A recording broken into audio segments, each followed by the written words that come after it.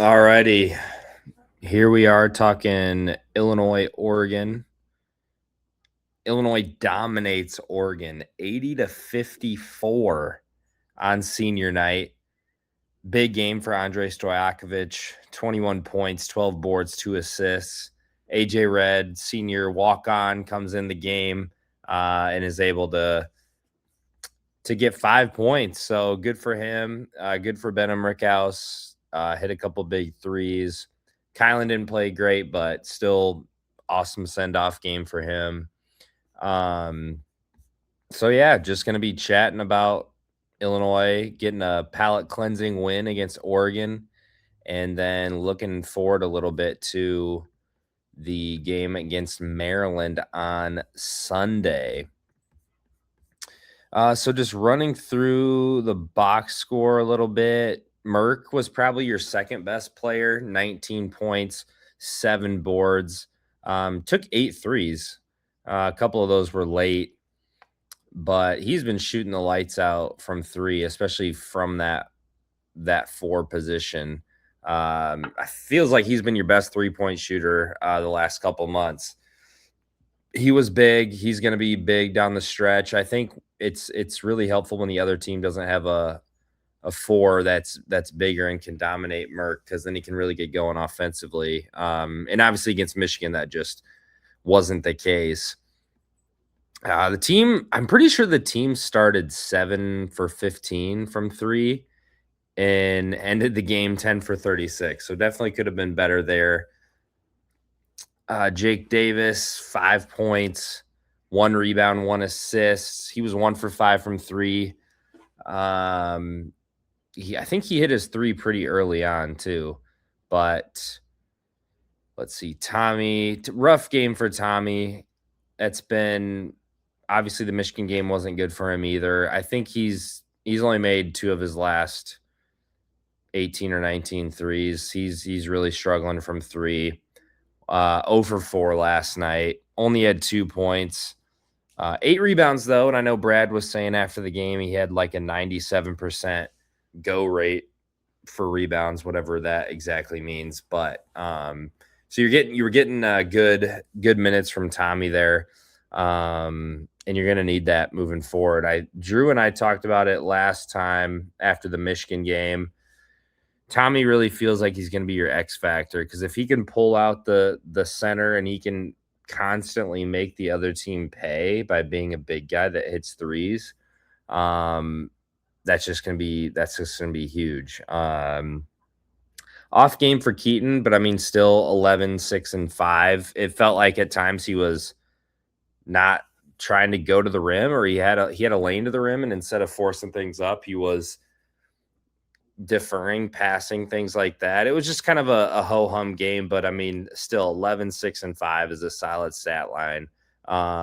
Didn't feel like he was forcing it too much either, so you'll take that. 2 for 6 from 3 for Keaton. Again, Kylan only 3 points, 1 for 6 from the field, 1 for 3 from 3, only 1 rebound, 1 assist. He played 22 minutes.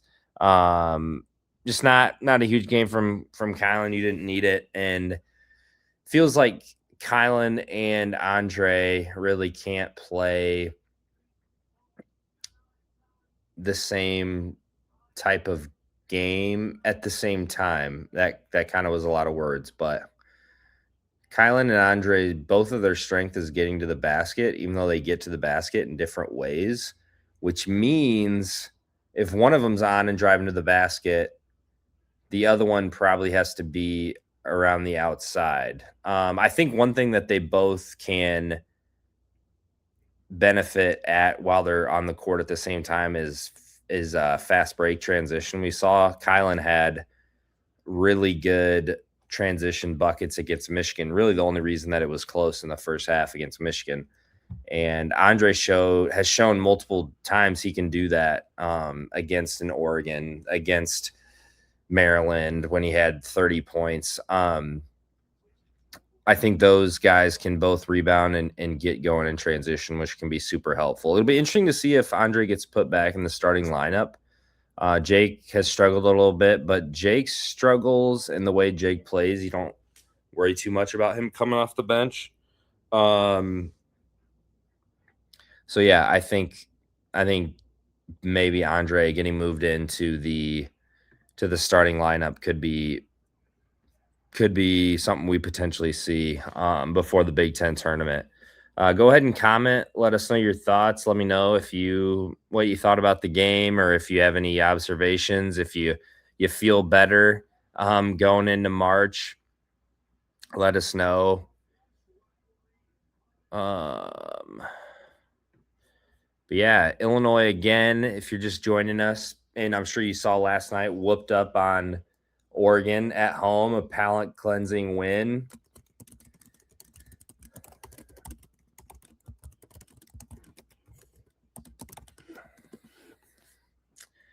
Let's see. Moving down the box score, Big Z was solid. That's good because you haven't had good Big Z in a long time. Missed both of his threes. The three ball has just not been there for him really the last month or so. But in 17 minutes, scored 8 points, 3 for 6 from the field. I think two of those were dunks, and then one of them was a and one layup. Um, but really good game from Big Z. 5 rebounds, but it felt like he was just everywhere for parts of that game. Um, Felt like Oregon really didn't want to shoot over him or try to go at him at all. And again, Oregon's guards and offensive talent is not anything to write home about. But really good game from Z, and 2 blocks. But again, felt like he had a lot more. That's what you need. You need if you can get your main core guys to play well, and then get some of those bench guys like Z, like Ben, to give you some meaningful stretches of games, then you feel a lot better going into the tournament. And last night is a big reason why. I mean, normally I'm pessimistic as an Illinois fan. Normally I am going to lean negative as a defense mechanism. It's not the healthiest thing to do, but as a defense mechanism, I'm going to be like, oh, we're probably going to get upset, or oh, this is going to happen. Because then if it does happen, it's like, well, I kind of saw it coming. Again, not the greatest mentality, but with this team, it feels like the amount of depth and talent and scoring ability you have. I mean, Big Z could go for 18 and 6, and it wouldn't be that shocking. Like, he has that ability. Ben could go for 18 points. Jake could go for 15 or 18.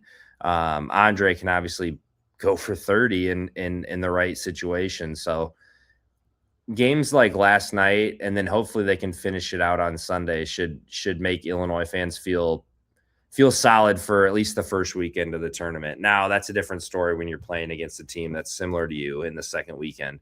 Um, but Ben hit a couple big threes. Good for him on senior night. 3 rebounds. He 2 steals, 1 block. He just defensively and role player guy is just been awesome. I really think if Ben would have came in with the expectation last year that he was going to be more of a role player glue guy, I think Illinois fans would be absolutely in love with him. It's just like the expectation was that he was going to be like a Marcus Damask a little bit, who could shoot better from three. And he was obviously highly sought after by other programs coming out of Evansville. But that was just not who he's translated to be here at the Big Ten level. But you've still just got such a good role player these last couple of years, and just hopefully he can go 2 for 5 from three, 3 for 7 from three in some of these big games, and those are just big crucial points. Again, in the second half, I think you shot 3 for 20 or 3 for 21 from three in the second half. So some of those were not ideal. I know a couple were late when the game didn't really matter, but your role guys really stepped up last night. Petrovic, first minutes in a while, played in garbage time. Had that nice assist to AJ Red's three.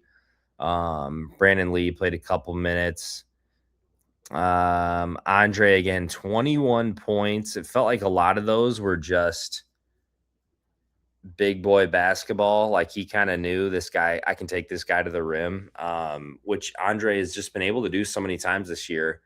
And you'd love to see that more often. I do think the better defensive teams, it's a lot easier to stop.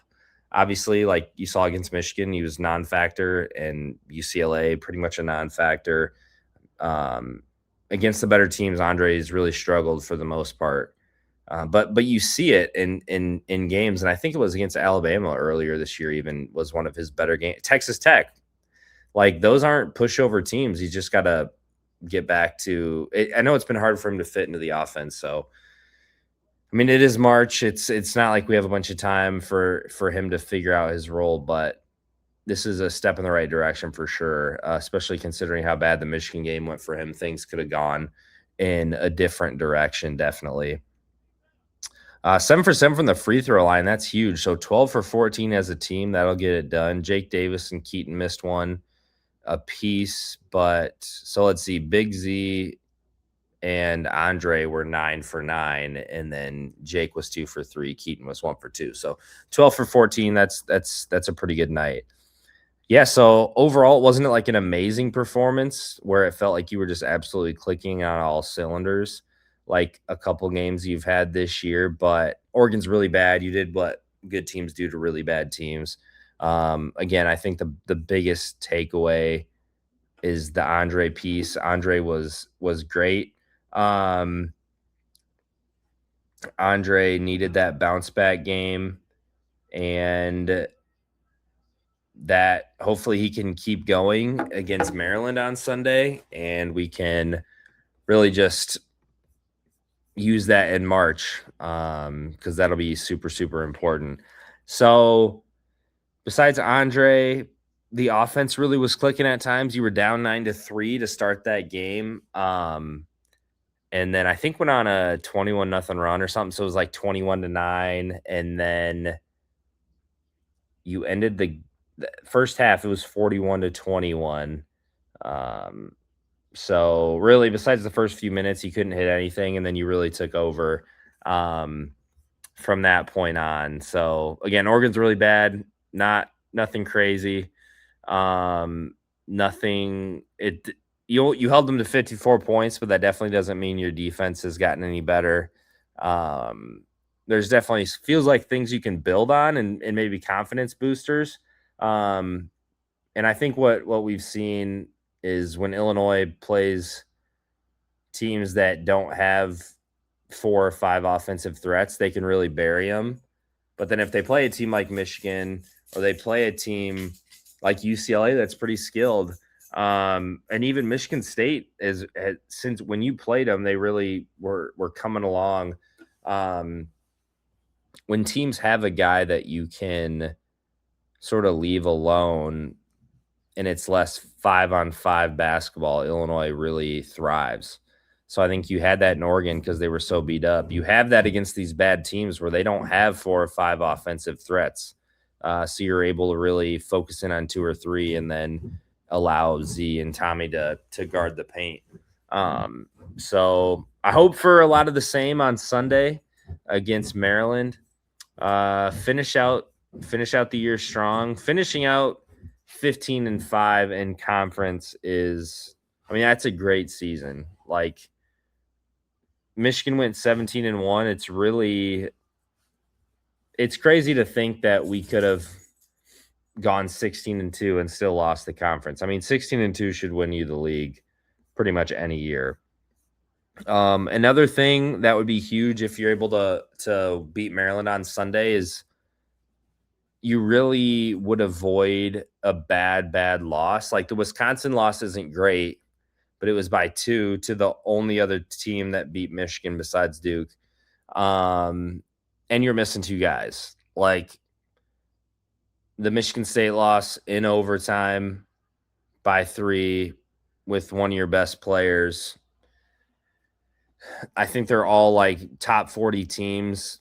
Losing by Nebraska on a buzzer beater at home. UConn's going to be a national title favorite. Alabama's going to be a pick to go far. Like even the Terrence Shannon team a couple years ago lost to Penn State late in the season, and that Penn State team was horrible. Obviously, the Matthew Meyer year, and then last year you lost a couple of games you shouldn't have. And then even the IO teams like early in the season would lose games they shouldn't. So this would definitely be a cool way to end the season. On a little bit of a high note. It's still not ideal. You're not playing your absolute best basketball, it feels like late. But looking at the Big Ten tournament, I think you would, as of now, you would finish as the 4 seed. Um, and you would play Purdue or Wisconsin. So if the bracket came out today, which I think most likely you're supposed to be a 4, you would play Purdue or if they lost to Minnesota or Washington. So most likely you're playing Purdue in the quarterfinals, and then you'd have to play Michigan. So that's not ideal. I'd love to get that 3 seed and then play Wisconsin, and then Michigan State. As you can see, let me remove that. Just going to share my Big Ten tournament screen over here. So yeah, again, playing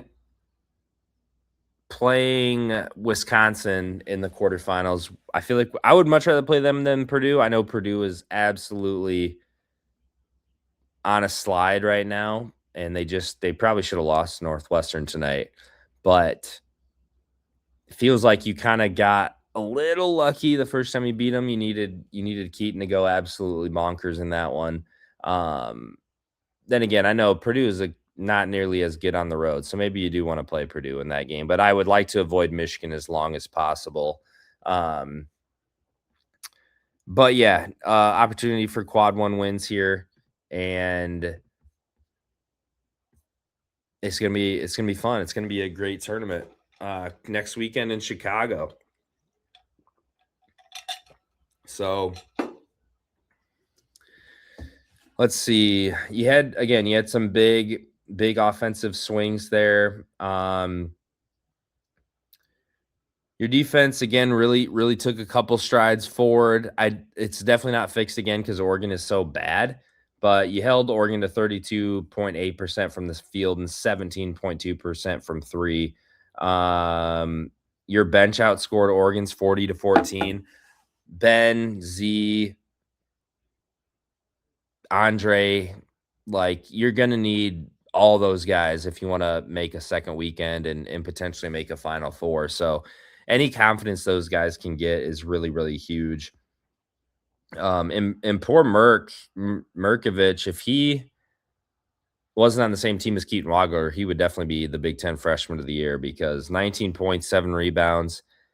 He just comes to play. It feels like 9 times out of 10, he just is your hardest playing player and just really wants to be there. And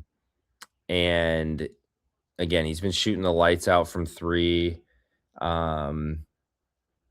He feels like your number 1 guy you really want to get back next year, no matter what happens. It'll be interesting to see how the roster develops. You have potential to bring back, I mean, everybody but Ben and Kylan.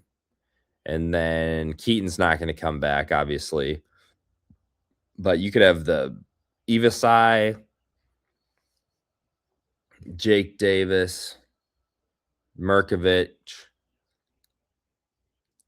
and Andre Stojakovic could come back. And then obviously you'll get some guys in the portal, and you have some freshmen coming in. So yeah, there's a lot of exciting things about next year. Obviously, we want this year to end well and see how things go, but you have the potential to bring back a lot of guys, which you couldn't say that really about last year. So, all righty, looking forward to Maryland. 11-19, 4-15 in the Big Ten. If you want to go, if you for some reason live in that area, you can go for $17. Um, let's see. David Coit averaging 14 points a game. He was on a heater for a while, and then I think you shut him down, but he can put up a lot of points. You shouldn't really struggle in this game. I bet you're going to be like a 14 or 15 point favorite if I had to guess. Um, you beat them in the first matchup 89-70. That game feels like a long time. I think that was, yep, Stojakovic had 30 points last time. Um, 30 points, 9 rebounds. Yeah. So hopefully you can do that again at Maryland, finish off the regular season on a high note.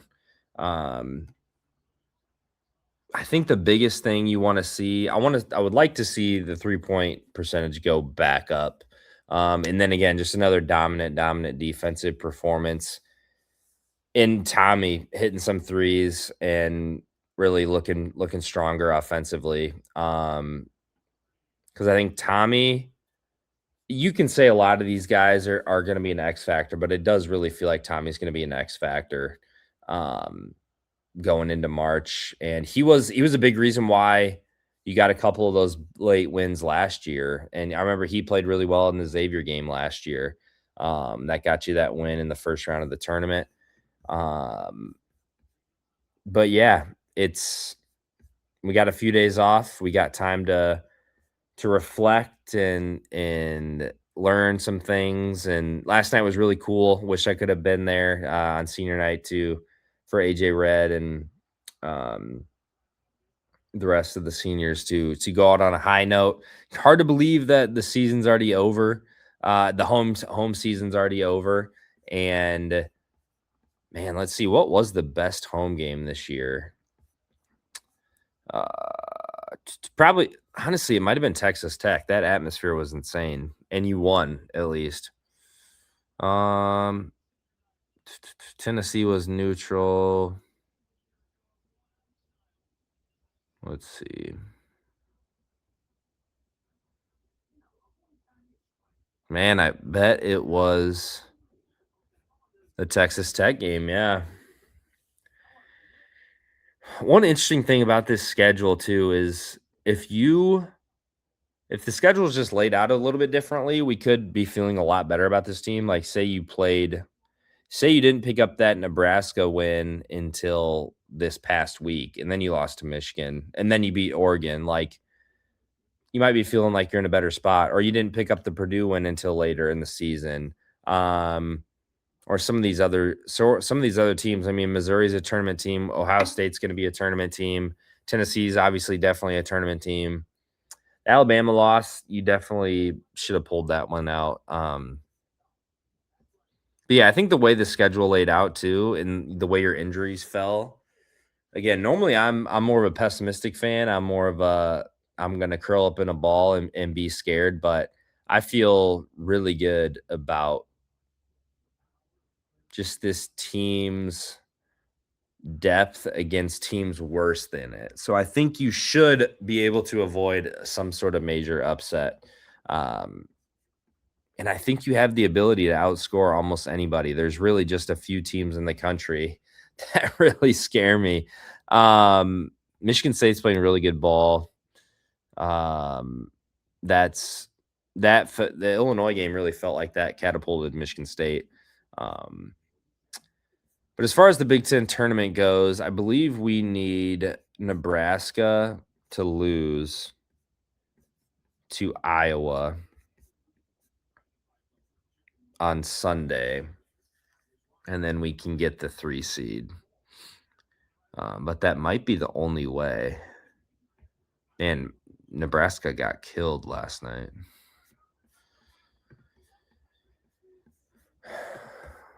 But yeah, that's most of the takeaways from last night. 23-7, 14-5 in the Big Ten. I think anybody would have taken that before the season. Maybe would have looked a little bit different. But again, you avoided a lot of bad losses that you could have had. I mean, you see really good teams take these bad losses all the time. And Illinois has avoided that, which hopefully gives a little bit of confidence going into the tournament that you can avoid that first weekend upset. And really, you beat Maryland, and you're locked into that 2 seed spot most likely. And the 2 would be very beneficial playing a 15 and then playing a 7. Because let's see, I know according to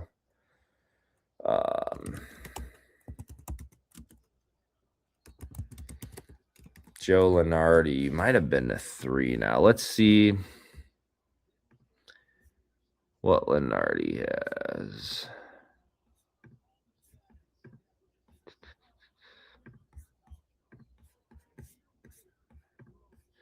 This is 1 minute ago. Lenardi has you as the last 2 seed.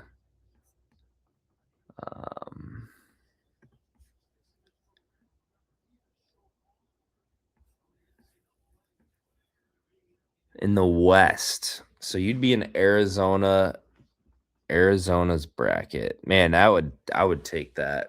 I would take that any day. Let's see who the 7 seeds would be.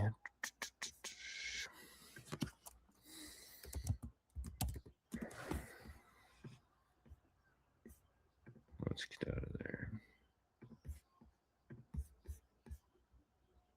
CBS Sports is usually pretty good.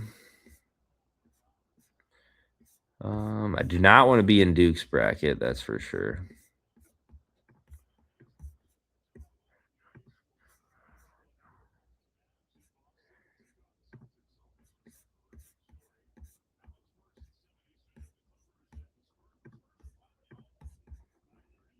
Sorry, this is not the greatest audio, but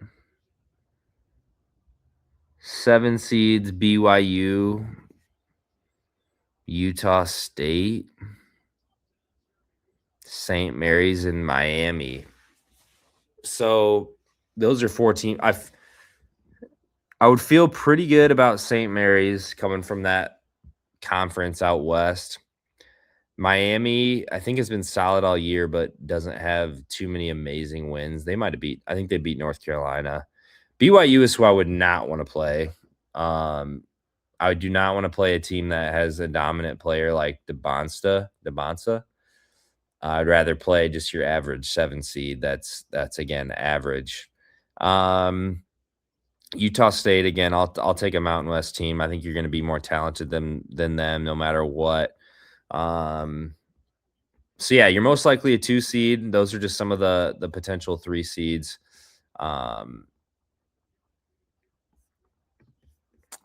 So yeah, hopefully we can finish off the season strong, get that 2 seed locked up, and move into the tournament, move into the Big Ten tournament. I think if you're the 4 seed, you would play Friday afternoon. So that's most likely Illinois' next game, or that's most likely going to be the Big Ten tournament matchup. Next game at Maryland on Sunday. Illinois takes on the Terrapins again after demolishing them a couple months ago. That game is 2 p.m. Central Time, 3 p.m. Eastern. Again, that's at Maryland. So Illinois dominates Oregon on senior night, gets that win. And yeah, a lot of basketball left. Crazy, the season's almost over. Make sure to follow the Champaign Room for Illinois updates. We'll be going live more and doing things like that. So follow us along, like, subscribe, all that fun stuff. And thanks for tuning in.